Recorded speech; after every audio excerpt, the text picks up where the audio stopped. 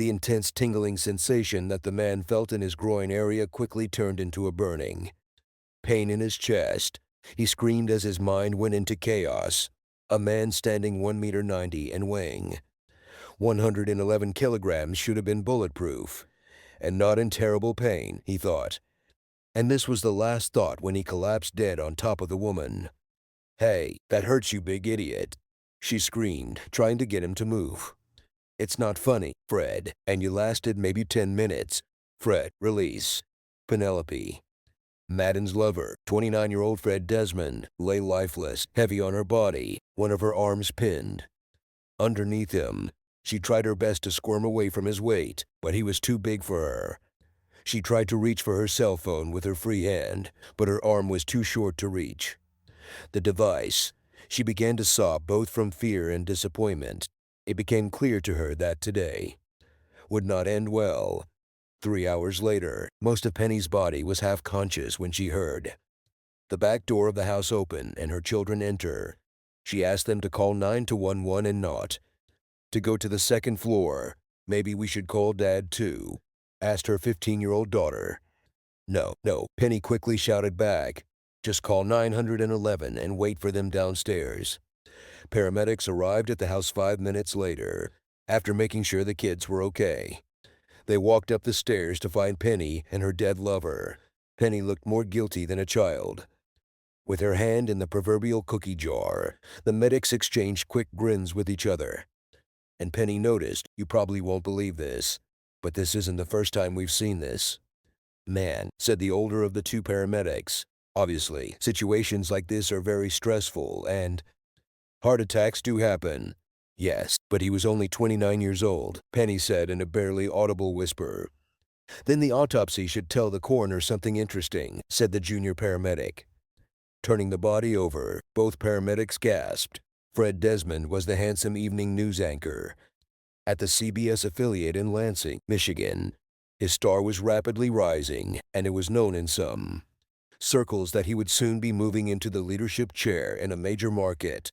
After the paramedics got the dead man onto a gurney and covered, they examined Penny as she lay under the man's weight for more than 2 hours. She appeared to be in good physical health, although she was advised to see a mental health professional. "Lying under a corpse is the least of my problems," she said bashfully. Penny barely had time to put on a fluffy bathrobe when her husband, Dan, burst into the room out of breath from the quick climb up the stairs. "Are you kidding me?" he yelled at his wife when she stepped away from him. Both paramedics stood in front of the woman. "Mr. Matern, perhaps now is not the best time or place for this. Your children are below," said the senior paramedic. Dan rolled his eyes. His breathing was ragged, and both paramedics knew it wasn't from running up the stairs. "In our own bed, Penny. Could it get any worse? Listen, Mr. Matern, we can call the police in a few minutes if we feel that your wife needs protection from you," said the senior paramedic. "I'm not going to hit her, although God knows she deserves it," Dan said. Both paramedics nodded in agreement. Penny caught these nods. "Did the children call you?" Penny asked as the paramedics carried the dead body out of the house. "No, I talked to them, and it turns out you told them not to call me." "Great. Fabulous. You asked the children to cover you. You suck. You know that?" "Janet called me from work in the next block when the ambulance arrived," Dan said. "I think the whole district already knows what happened, because the call was made on the police wave. Within half an hour, every news organization in Lansing knew about Fred Desmond's death. These newsrooms debated whether to downplay the death out of professional courtesy or make it more significant because of Desmond's prominence in Lansing society. Larry Richards immediately recognized the address where an ambulance was called when he was informed of the death of Fred Desmond. This was the home address of his mistress, Penny Madden. He instantly understood what it meant and was shocked and hurt. He and Penny had an affair for just over a year. Without hesitation, he wrote to the woman. "What the heck?" Penny saw the text message on her phone, but at that moment, she had more important things to worry about.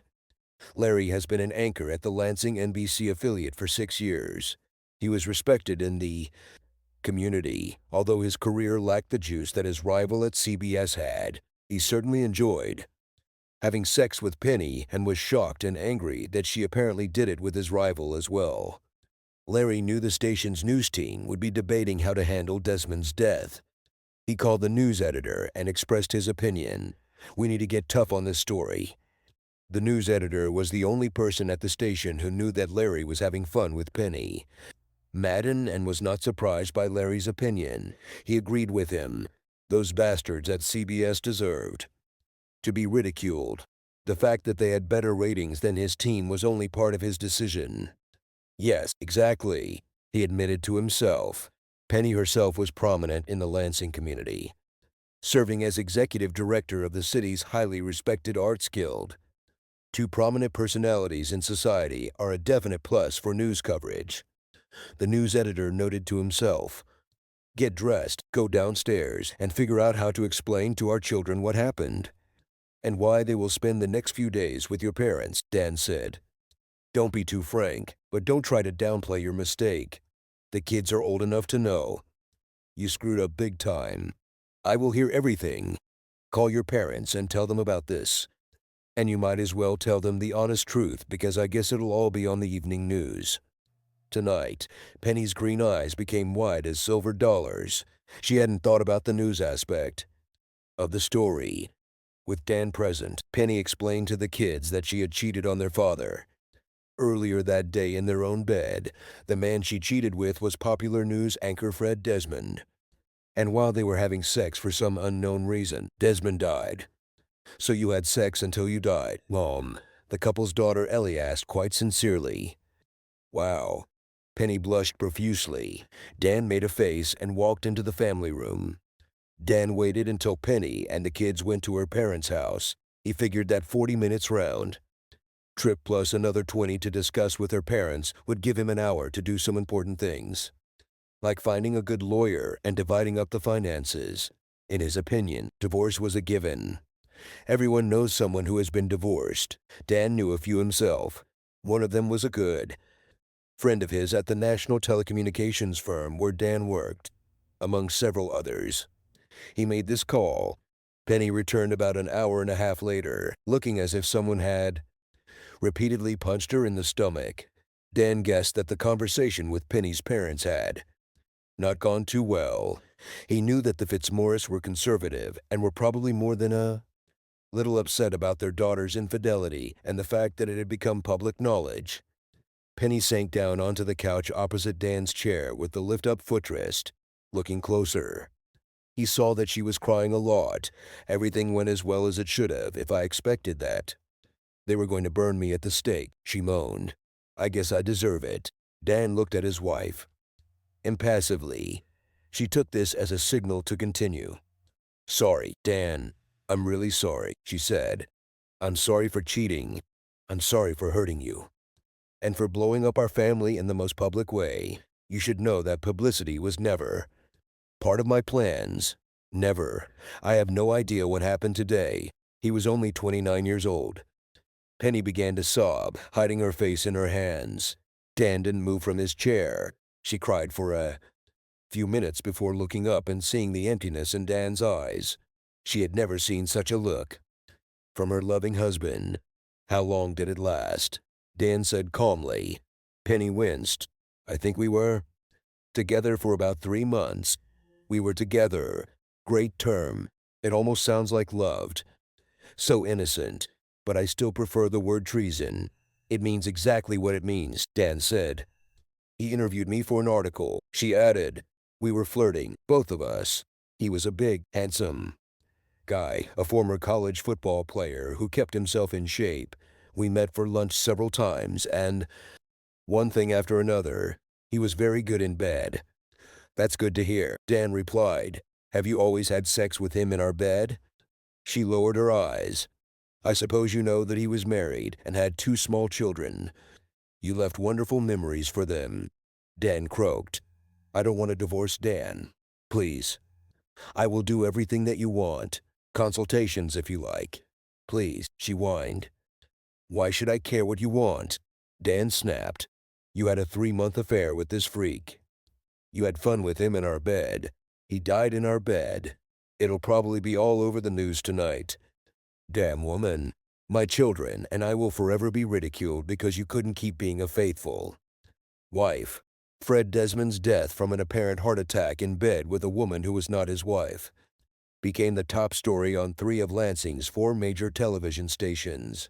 Desmond's own station merely noted that the 29-year-old died of an apparent heart attack. That night, Dan moved into the guest room. He will never sleep in this bed again, due to the negative publicity surrounding her affair with Desmond and his subsequent death. Penny was fired from her job. She knew the board had no other options if they wanted to maintain funding. Additionally, her longtime lover, Larry Richards, called her to end their relationship, calling her every name he could think of, to, among other things, question her honesty. The following week, she was served at work. Dan sought full custody of his children and had written requests from them to stay with their father. He told the judge that although he could afford to pay the mortgage on the house, he and his children would move in the future because he expected the public would react very negatively to this. Penny returned home that evening looking depressed, but neither her husband nor her children tried to cheer her up. She has been ridiculed every day since news of Desmond's death broke. With everything going on in her life, Penny didn't pay much attention to the fact that she wasn't getting her regular period. The next time it happened, she also felt nauseous and realized she was pregnant. A home test confirmed this. Do you really hate me that much, God? She asked herself out loud in the bathroom. She waited until the family had eaten dinner before telling them, and she winced when she announced her pregnancy. Dan choked on his food. She knew he was thinking that the child might be his, in which case he would probably have to stay married to her. She would consider it luck, but Dan certainly wouldn't. I don't believe for a minute that this child is mine. We'll do a DNA test next month, Dan said, and Penny's hopeful expression disappeared. You do not trust me? She asked incredulously. Have you at least once recently shown me that I can trust you? He responded. Fred Desmond's widow was unhappy when Dan Madden's lawyer called and asked to take her late husband's DNA to compare with the baby Penny was carrying. The lawyer explained to Mrs. Desmond that if the child really belonged to Fred, then child support would have to be paid from his inheritance. Dan Madden was adamant and said that he would not pay child support for someone else's child. Maggie Desmond clearly understood what Dan was getting at, but she still wasn't happy about it. Testing was carried out over a 3-month period. To everyone's surprise, neither Dan nor the late Fred were a DNA match. Really, Penny? Dan shouted at her when the test results came back. How many guys have you cheated on me with? Penny's lawyer had to secure a subpoena before Larry Richards gave what turned out to be a matching DNA sample of his. Needless to say, Mrs. Larry Richards was not very happy to learn that her husband was having sex with the #1 slot in Lansing and would be paying for the privilege for the next 18 years or so. Penny's pregnancy with Larry made Dan's request to become guardian of his 2 children a win-win. I know I asked before, but how long has this affair been going on, Penny? Dan asked one evening when they were figuring out some details of the division of property. As if on cue, Penny blushed and asked for forgiveness again. What other news is there? Dan thought to himself. Larry and I have been lovers for over a year. We met once or twice every 2 weeks or so. Since I worked part-time, it was always pretty easy for me to take time off during the day. You worked all day and always trusted me completely. I have boosted your trust so much, Dan. I'm so sorry, Penny said, but not so much as to stop or not have a second lover. God, Penny, 2 lovers. Am I really so bad in bed that you had to have to? Dan groaned. Penny saw the pain in Dan's eyes and knew full well that she was the cause of it. You're a great lover, Dan, she replied. You have nothing to do with it, but it's all about me. My weakness. I found Larry attractive, and this led to me having sex with him. And honestly, the sex was very good, but it was just entertainment, pleasure. It had nothing to do with love. And in my mind, I was able to separate it from what you and I have. after the first few times, I stopped feeling guilty because I never took anything away from you. Whenever you wanted, I was always by your side. Dan wondered how his life could have veered so far off its current course. He met Penny at a party at Michigan State University when both were students. She was a short girl with small, perky breasts, long blonde hair, and bright green eyes. He was a tall, thin mathematician with curly brown hair and an easy smile. Before meeting, both had little sexual experience. One date eventually turned into marriage. The couple was compatible in every way, especially sexually, especially before the birth of children. It seemed that nothing was inaccessible to them sexually. Penny had a big sexual appetite, and Dan made it his mission in life to try to give her as much as she wanted. As the marriage progressed and the children grew, sex slowed down and became more moderate. However, to keep the fun going, the couple held special date nights once a month. Dan has been thinking hard about his marriage over the past couple of years. Did he miss Penny when she said she needed more sex? Could she really love him and still have not one but two affairs? How could she think this was acceptable and not related to their marriage? There's a lot to think about, but it doesn't change anything. 18-year marriage became another statistic. Dan's children fully understood their father's desire to move to another city. In the final weeks before the end of the school year, their classmates had been quite cruel in their comments. Social media has also been unkind. Although his children protested, Dan forced them to undergo several sessions with a psychologist recommended by his lawyer. For different reasons, they both liked 30-year-old Dr. Charlotte Puhaka. She's pretty cool for a psychologist, his daughter commented. Yes, and she doesn't look so bad, Dad said, his now grown-up son raising his eyebrows. I'm paying good money for you to talk to her and not drool, Dan told his son. Dan only dropped off his children for the first session, so he only met Dr. Puhaka during the second session. He had to admit that his son had a good eye for beauty. Dr. Puhaka appeared to be of Scandinavian descent with long blonder hair, deep blue eyes, alabaster skin, and long legs.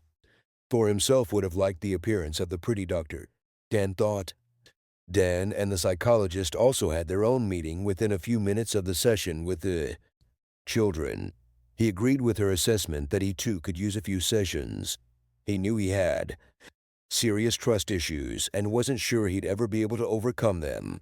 Dan attended 12 sessions, the same number as his children. He hoped that the resilience of youth would allow his children to overcome any problems.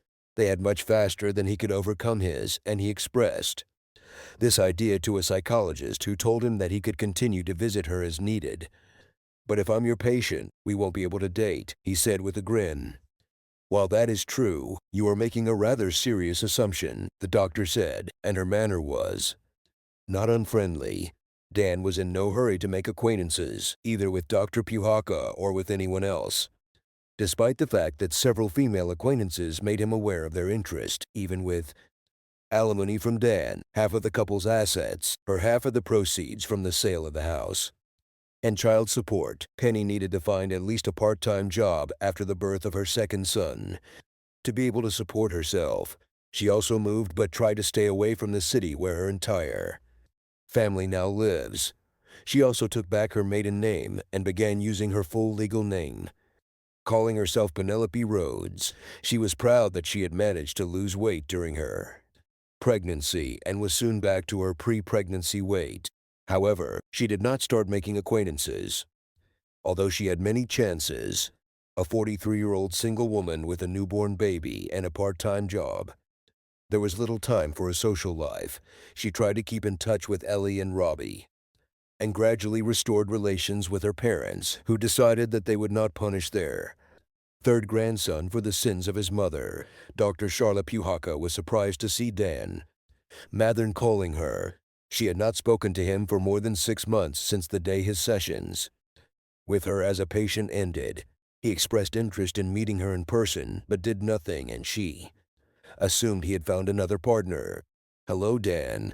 I thought maybe you forgot my number, she said lightheartedly, giving him the opportunity to open the door. No. Just gave us both a little time to forget about the doctor-patient relationship and also to show you that this is not some kind of revenge, Dan said. Charlotte smiled to herself. It's not uncommon for patients of both genders to become attached to their therapist, especially men, but Dan seems to be different. Charlotte was very pleased because after listening to him during therapy, she decided that Dan was a person she would like to get to know better. It didn't hurt that she found him handsome and sexually attractive.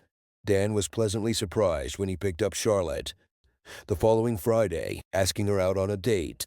She'd always been dressed professionally when I'd seen her before, but for the date she dressed much more casually and much sexier.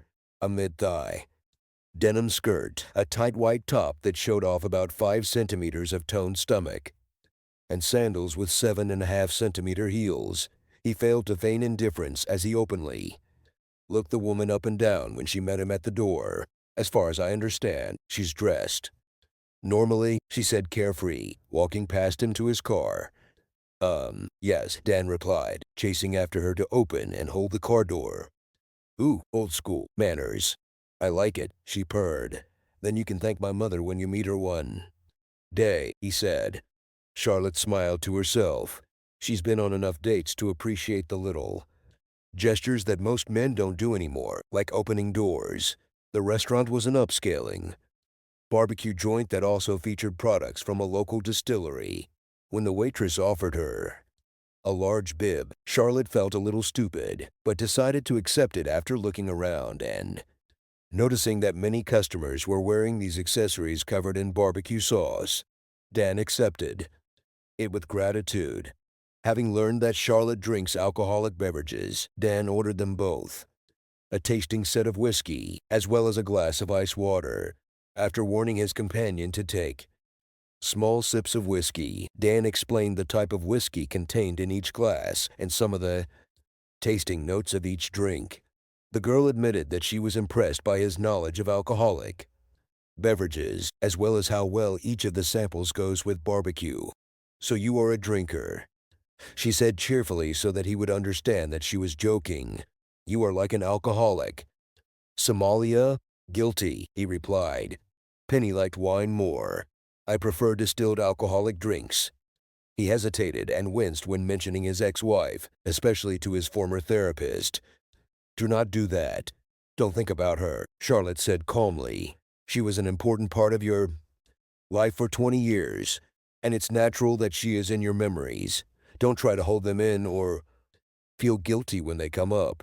Over time, they will fade, and you will make new memories with new people. Damn, I didn't think we'd have a consultation today, he joked.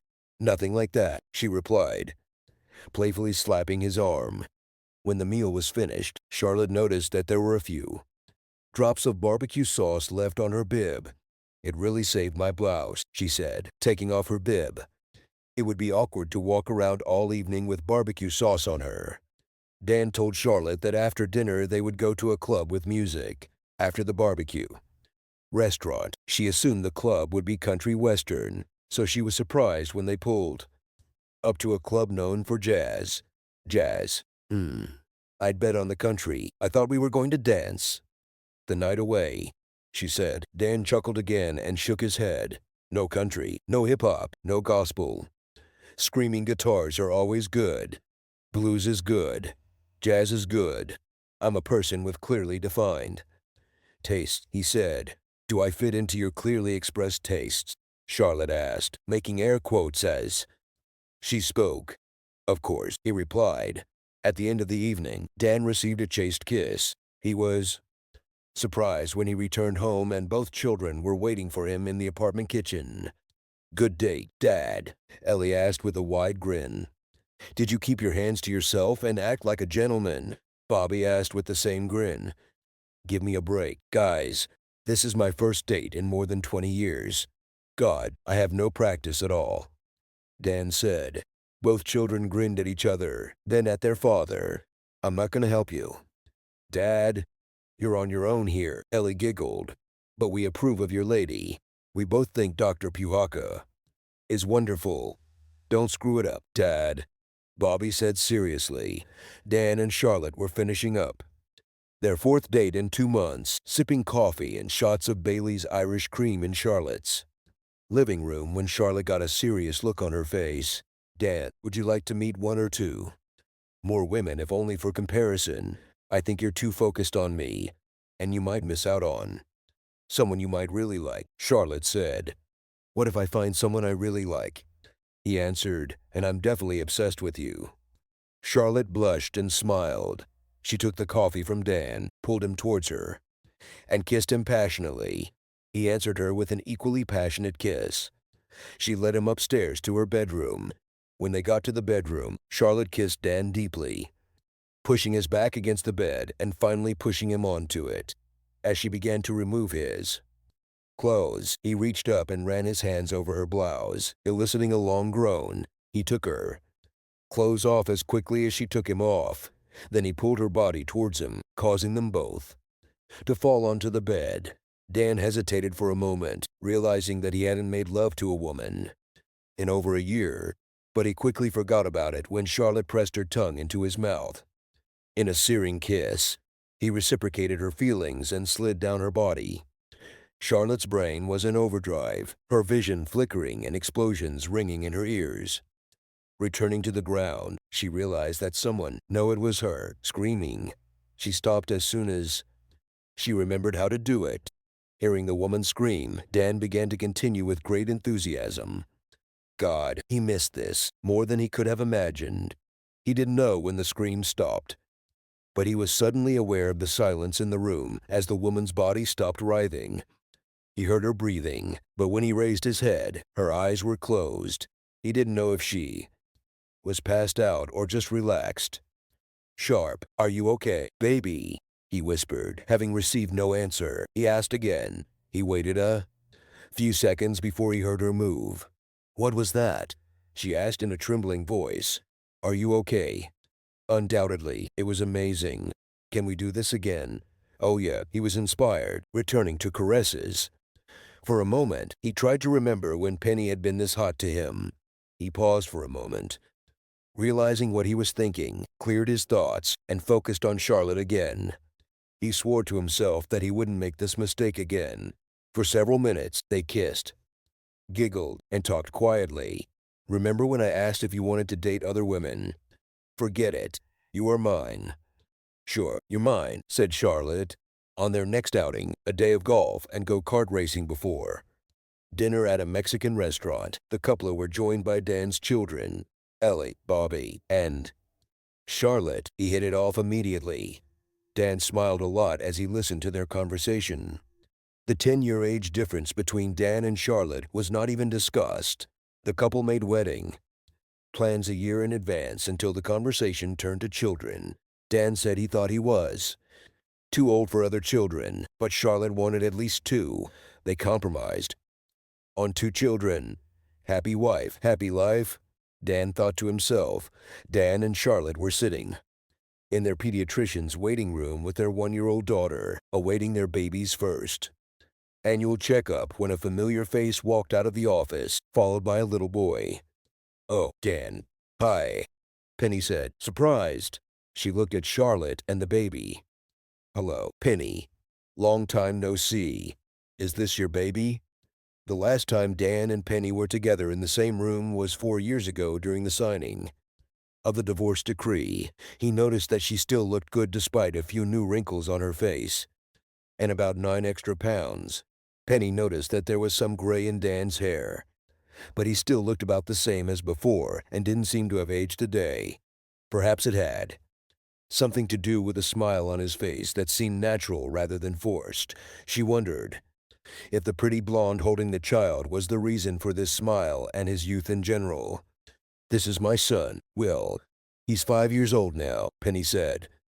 And this is Genevieve, our daughter, Dan said. Penny, this is my wife, Charlotte. Char, this is my ex-wife, Penny. Both women looked at each other. Penny was still trying to come to terms with Dan having another child when she came to the conclusion that Charlotte was probably 10 years younger than her and Dan. Charlotte stood up and extended her hand. Penny hesitated. before taking the offered hand. "It's very nice to finally meet you. The kids speak very highly of you," Penny said. Charlotte just nodded. Dan knew his wife was a sweet woman, but he wouldn't lie by saying the same thing to his ex-wife because it wasn't true, at least in her presence. The only thing Ellie and Bobby ever talked about Penny was about her health. Dan told his children that while he didn't mind them continuing to love their mother, he didn't want to ever talk about her again. Both children understood and respected his request. "She looks just like Bobby as a baby," Penny said, looking at the baby. "Bobby seems like a very caring older brother. He's grown into a young man," Dan said. "And Ellie is quite a young woman. They seem to be, from what little I see these days," she said. She noticed Dan's gaze and quickly added, "I don't blame them for not visiting us more often. I understand that they are busy, but I would still like to see them more often. I am their mother." Charlotte lowered her eyes, hoping the other woman wouldn't notice. She wasn't going to tell Penny that Ellie and Bobby had been calling her mom for the past 2 years. Dan felt that to relieve the awkwardness, he needed to say something. Anything. "I hope this is just an inspection. I hope you and your son are doing well," he said. Penny sensed hesitation when the topic of her son's name came up. Of course, Ellie and Bobby must have said something about Will from time to time. And of course, Dan had simply forgotten, she hoped to herself. Dan noticed how her eyes became misty and felt guilty. "Honesty is the best policy. The kids and I don't talk about you at all," Dan admitted. "You're their mother, and I'm glad you're present in their lives at the level they want. But at home, we don't talk about you. Almost never. You broke my heart, and I felt like I needed a break from you. Children understand this very well. I don't know anything about your life since we broke up." "Wow," Penny said in a half-whisper. "We had 18 good years together, and you can just cut me out of your life as if our marriage never happened. Like an amputation. It's cruel. You did what you did. Now I do what I need to do to live my life. I live on. I live in the present, not the past," Dan said. "So like I said, I hope everything goes well for you." Penny took a step back as if Dan had hit her in response.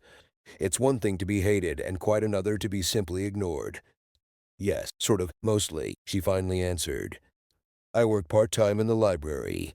Will goes to kindergarten. Occasionally, I go on dates. Not many men want to seriously date a 40-year-old woman with a small child. I understand. I'm guilty. I didn't mean for it to be like this," Dan said, visibly wincing. "It was nice meeting you, Charlotte. Take care of him. He is a good man. One day." I forgot about it and looked where it led. Penny took her son's hand and walked out of the waiting room. Dan smiled shyly at his wife. "Understand, you don't need to say anything." Her antics had led her to this moment. "It's not my problem. I won't lose a minute of sleep over her," Dan said. "You know that I'm not your therapist 24 hours a day," Charlotte replied. "Sometimes I'm just your wife, the mother of your child. Now kiss me and stop analyzing me. Just love." "I can do this," he said affirmatively.